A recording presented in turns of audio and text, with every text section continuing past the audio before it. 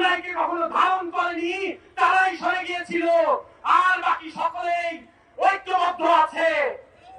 আজকের এই উপস্থিতি দেখে মনে হচ্ছে জুলাইয়ের ঐক্য ভাঙেনি, শুধুমাত্র ক্ষুদ্র একটি মহল যারা জুলাইকে কখনো ধারণ করেনি তারাই সরে গিয়েছিল, আর বাকি সকলেই ঐক্যবদ্ধ আছে।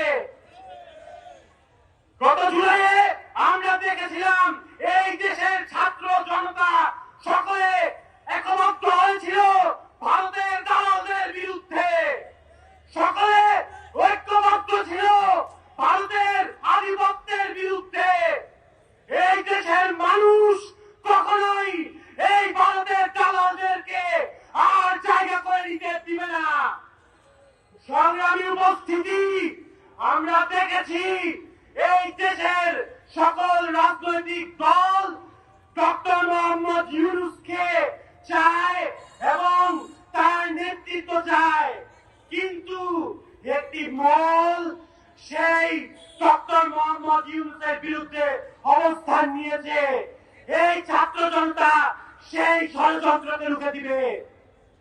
সংগ্রামী উপস্থিতি, ভারতের দালালদের বিরুদ্ধে আমরা কি একজোট থাকতে পারবো?